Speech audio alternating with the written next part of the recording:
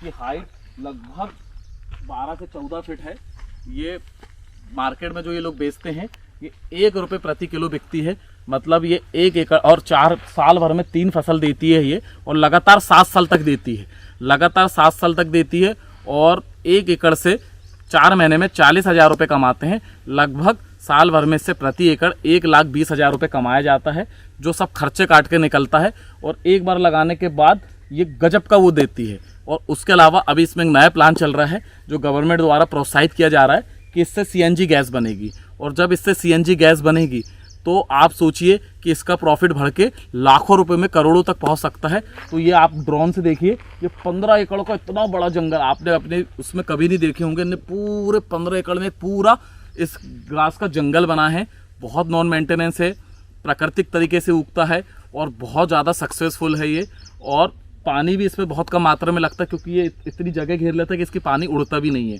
तो एक बहुत बड़ा प्रॉफिट का काम है ये। और किसानों को उन्नत बनाने के लिए, जिसके पास डेयरी जानवर है उसके लिए भी ये बहुत फ़ायदेमंद है, क्योंकि विटामिन और उससे भरा रहता है। और उसके अलावा ग्रीन एनर्जी के लिए एक रिवोल्यूशन होने वाला है, जिसकी आगे की जानकारी मैं आपको पूरी दूंगा। धन्यवाद। वंदे मातरम, वंदे गौ मातरम, वंदे वृक्षम। आज हम प्रकृति की गोद में 150 एकड़ का एक शानदार फार्म में आए और हमें यहाँ एक बहुत जंगल देखने मिला घास का। शुरू में हम आए तो हमको लगा कि गन्ना लगा, जब हमने पास से देखे तो 15-15 फीट 12 फीट ऊंची घास दिखी और बहुत बड़े स्तर में घास का जंगल देखा। तो एक अनोखा घास का जंगल देखा तो हम भी बोले कि ये क्या जंगल है। तो प्राकृतिक वैज्ञानिक हमारे महेंद्र ठाकुर जी से हम पूछना चाहेंगे कि सर, ये आपके फार्म में हमने इतने बड़े स्तर में बड़ा बड़ा जंगल जैसे घास बड़ी बड़ी जो बिल्कुल कितने एकड़ों में फैली हुई है सर, ये क्या है और आपने इतने बड़े स्तर में क्यों लगाए सर इसको? जी, अभी जो समय है वो समय है कि हमारे खेती में जो भी बायोमास जनरेट होता है, मतलब जो उत्पादन निकलता है, तो उसको एक अलग तरीके से इस्तेमाल किया जाता है। और पूरे विश्व में इसके ऊपर काम हुआ है कि हमारे एनर्जी का सोर्स जो है, जो हम या तो अल्टरनेट एनर्जी कहे या ग्रीन एनर्जी कहे, तो उसमें सबसे बड़ा अच्छा सोर्स जो है जिसको हम सेफ और पर्यावरण पूरक कहेंगे, तो वो है बायोमास से मिलने वाला ईंधन। अच्छा, बायोमास से ईंधन सर? ईंधन जी। तो क्या कभी हमने सोचा था कि किसान वो चीज बनाएगा जिस ईंधन से हर गाड़ी चलेगी, एरोप्लेन चलेगा, हवाई जहाज चलेंगे, इंडस्ट्री में काम आएगा और जिससे इलेक्ट्रिसिटी बनेगी।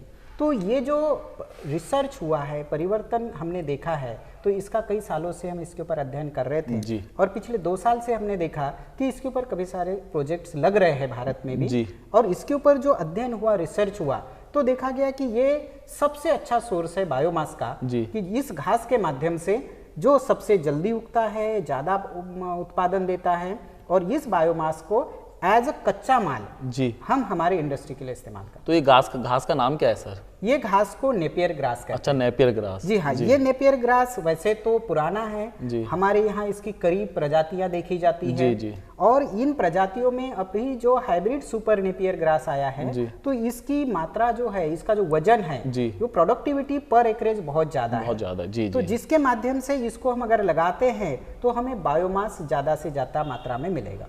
तो इसका सर एक मालू जी की पाठशाला है हमारी, तो एक पाठशाला के उसमें आप समझाइए कि कैसे हमारे किसान इसको उगा के कैसे बायोमास बना सकते हैं और क्या अधिक जानकारी दीजिए। जरूर जरूर। ठीक। जैसा अभी हमने देखा कि हमारे फार्म पे हमने बहुत सारा घास उगाया है और इस नेपियर ग्रास के माध्यम से ये घास जो है ये हमारे बायोमास का सोर्स है। तो क्या ये नेपियर घास हमारे जीवन में क्या परिवर्तन ला सकता है? तो ये हो गई एक तरफ हमारी खेती जो हमारे किसान कर रहे हैं, लेकिन दूसरी तरफ ये खेती में निकलने वाला कच्चा माल जो है ये हमारे भारत के अर्थव्यवस्था में बदलने की ताकत रखता है, बहुत बड़ा उसमें योगदान होगा। साथ साथ पर्यावरण को शुद्ध करने के लिए आज हम समझते हैं कि पर्यावरण इतना ज्यादा प्रदूषित है कि हम चाह के भी उसको रोक नहीं सकते। हमारे पास ईंधन ये सबसे बड़ा प्रदूषण का स्रोत है। ईंधन में हमारे पास डीजल है, फिर पेट्रोल है, फिर कोल है। तो ये जो चीजें जो है ये सबसे बड़ी मात्रा में इस्तेमाल किया जाता है और भयानक प्रदूषण इसके से होता है। ना हम इसको रोक पा रहे हैं कंजम्पशन, ना इसको रोक पाते हैं, ना इसको रोक पाते हैं। पूरी दुनिया आज के समय में इसके ऊपर सोच रही है what is the alternate for this. और ये अल्टरनेट अगर कोई दे सकता है जो पर्यावरण पूरक हो, जिसको हम ग्रीन कहते हैं, तो वो ग्रीन एनर्जी का सोर्स किसान ही हो सकता है और कोई नहीं हो सकता। ये पिछले कई सालों से अध्ययन के बाद में ये देखा गया है।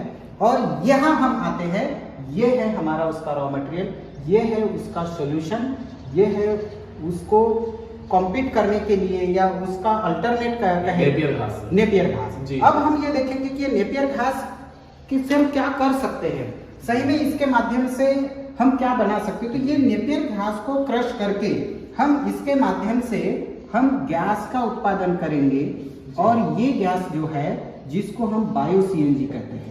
Bio CNG. अब ये बायो सीएनजी, बायो मतलब ये जैविक पद्धति से तैयार किया गया, सीएनजी मतलब कॉम्प्रेस्ड नेचुरल गैस। जी जी। ये कॉम्प्रेस्ड नेचुरल गाड़ी चलती है, सब चलती जी है हाँ, सीएनजी वही। जो शहरों में आजकल गाड़ियां चलती है, पाइपलाइन से गैस आती है, घरों में भी चलता अच्छा, है। अच्छा, जी। तो हमारे घर में लगने वाला ईंधन जो हम खाना बनाते हैं, गैस सिलेंडर से, इंडस्ट्री में जो जाता है वो ईंधन, हमारे गाड़ियां जो चलती है 2 व्हीलर 4 व्हीलर से लेके हवाई जहाज तक सीएनजी से चलाया जा सकता है। जी। आज भारत में ऐसे रेलवे इंजन बन रहे हैं जो बायो सीएनजी से चलाए जाएंगे।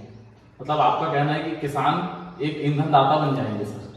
ये आज की हमारी जरूरत है, हमारे देश की जरूरत है, किसानों की भी और जरूरत है। किसान अगर सर ये प्रोजेक्ट चालू हो जाए तो किसान तो बहुत उन्नत हो सकता है सर। ये हो सकता है नहीं, उसको करना ही है। जी सर। और इसी के लिए पिछले कई सालों से हमारे भारत में जो रिसर्च हुई है, तो ऐसा नहीं कि सिर्फ भारत में, लेकिन भारत में जो रिसर्च हुई है उन्होंने प्रूव करके दिखाया कि ये जो ईंधन है, जो जैविक ईंधन जो बनेगा, हमारा क्रूड ऑयल से निकलने वाले सीएनजी से अच्छा होगा, उससे सुपीरियर होगा। जी।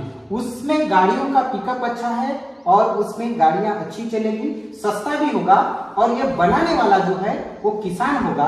और इसीलिए किसान को अब सिर्फ अन्नदाता नहीं, लेकिन हम ऊर्जादाता कह पाएंगे जब उसका प्रोड्यूस जो है, जो उसका फार्म प्रोड्यूस है, उससे हम ईंधन तो अब बनाएंगे। हमको समझ आएगा आपने इतना बड़ा जंगल क्यों लगाए थे। जी हाँ। और ये ऊपर में हमको दिख रहा है सर, ये biggest opportunity in biofuel industry. जी। तो ये इसी से रिलेटेड है। जी हाँ, ये आप अभी पिक्चर में देख रहे हैं। तो आज भारत में सबसे बड़ा अगर देखेंगे, जी। हम सब देखते हैं कि ईंधन, आप पेट्रोल डीजल का इंपोर्ट जी, देखिए, जी। मैक्सिमम इंपोर्ट है, बिल्कुल सर। कोल पूरा इंपोर्ट किया जाता है। जी। अगर कोयला और ईंधन अगर भारत को न मिले तो भारत तो कुछ भी नहीं कर तो ये पाएगा। आत्मनिर्भर बनाने का बहुत बड़ा कदम है। भारत को आत्मनिर्भर बनाए, तो जब तक हम फ्यूल में आत्मनिर्भर नहीं बनेंगे, भारत को आत्मनिर्भर बिल्कुल सर। नहीं बना सकते। बिल्कुल। और उसका बीड़ा हमने उठाया है कि हमारे क्षेत्र में किसानों को हम जोड़े। जी। अब हम देखेंगे कि इसको करेंगे कैसा। जी। There has to be some planning. जी। ये प्लानिंग कैसे होगा। जी। और इस प्लानिंग के माध्यम से हम हर गांव में जी इस तरीके का प्रोडक्शन होगा जी घास का।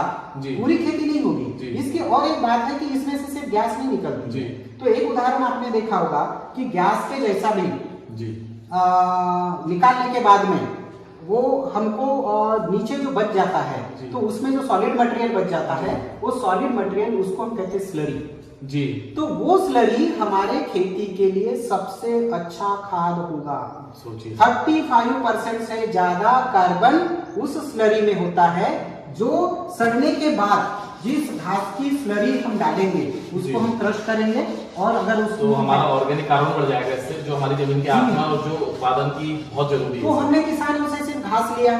जी। अब घास कैसे होगा, तो हमको तो उसमें ये घास मतलब ये बैटरी है। तो सर जैसे आपने किसानों से घास लिए, जी। तो उनको रेट क्या मिलेगा सर? जी हाँ, ये है हमारा मॉडल, जी ये है हमारा किसान। जी अब ये किसान क्या करेगा, जी अपने गांव में खेती करेंगे, तो ये हम घास खेती में कुछ घास उगाएंगे और ये जाएगा हमारे तहसील में। जी तो तहसील में हम जो प्रोजेक्ट लगा रहे हैं, ये प्रोजेक्ट में गैस निकलेगी जी और खाद निकलेगा। हम जी। स्लरी बोलने से उसमें खाद ही बोलेंगे। जी, जी, जी। तो खाद ये फिर से हमारे खेत गांव में में जाएगा जी। और गैस भी हमारे गांव में जाएगी। जी हर किसान के घर में।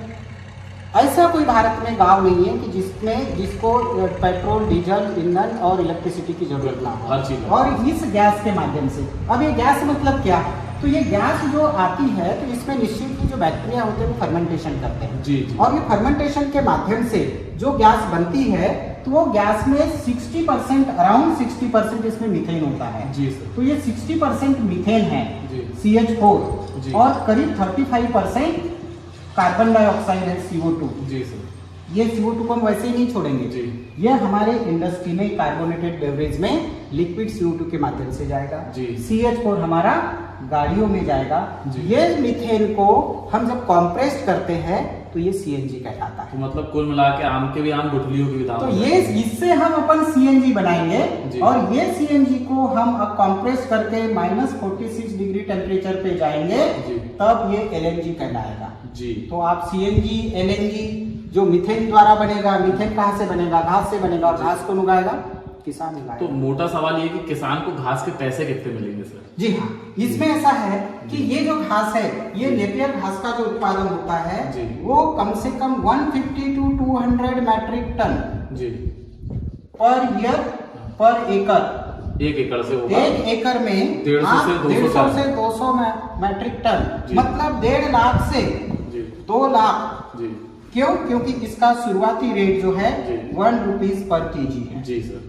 ये आगे चल के जो होना है होगा, जी। लेकिन हम कम से कम की बात जी, करते हैं। जी। और ये भी क्वांटिटी हम कम से कम की बात करते हैं जी, जी। जो हमने हमारे खेत में लगाया है। जी। इस घास की ये विशेषता है कि ये कैसे भी जमीन में उगता है। जी। बंजर जमीन में भी उगता है, कम पानी में भी उगता है। हाँ, पानी अच्छा रहेगा, जमीन अच्छी रहेगी तो उत्पादन ये जो 200 मैट्रिक टन है वो 500 मैट्रिक टन भी हो सकता है।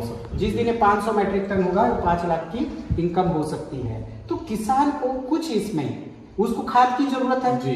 क्यों वो खरीदने जाए? जी। अपने यहाँ घास उगाए, जी। गैस हमारे पास आएगा, गैस हम इस्तेमाल करेंगे और वो जो खाद रहेगा वो कम से कम दाम में जी। किसान को फिर से वापस जाएगा। जी, जी। तो हमारी प्रकृति की साइकिल बनी रहेगी। जी। क्योंकि यहाँ हमने इस्तेमाल सिर्फ ये 60% और 35% जो गैस है ना, इसी को इस्तेमाल तो किया है। एक साल में सर किसान लगभग इससे 2 लाख से 5 लाख के बीच कमा सकता है। बिल्कुल प्रति कमा सकते एकड़। हैं, प्रति एकड़। ये बहुत बढ़िया। इसमें किसी भी रसायन डालने की जरूरत नहीं जी। है। किसी भी तरीके से हमको इसमें केमिकल, इंसेक्टिसाइड, पेस्टिसाइड की जरूरत नहीं है। जी। बारिश ज्यादा होगी, कम हो गई, कोई टेंशन नहीं। इसमें ये कोई खराब होने वाली चीज नहीं जी। है। ज्यादा भी होगी और तो एक बार लगाए तो कितने साल तक उगती है एक सर? बार लगाने के बाद में कम से कम 8 साल तक लगातार उगेगी। लगातार उगेगी और साल में कम से कम 4 कटिंग इसकी होगी।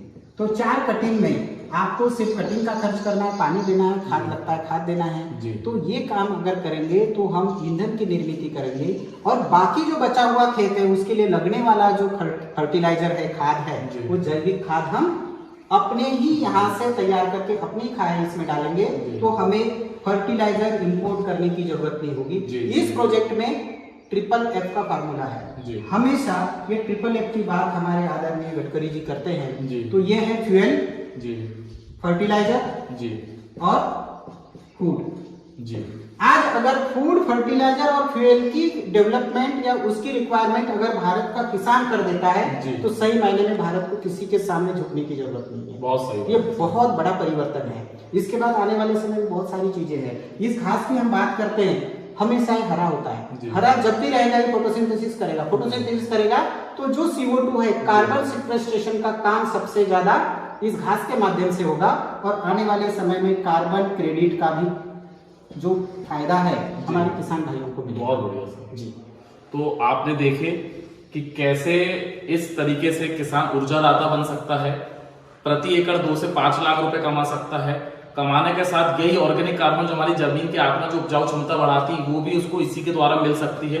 और एक पार्ट में ये खेती करके और एक पार्ट में अपनी दूसरी खेती करके किसान ऊर्जादाता के साथ एक उन्नत और शक्तिशाली किसान बन सकता है और एक आत्मनिर्भर भारत की जो हमने संरचना सोचे वो पूरी तरीके से पूर्ण हो सकती है। तो सर इतनी अच्छी इन्फॉर्मेशन देने के लिए बहुत बहुत धन्यवाद सर। जय हिंद।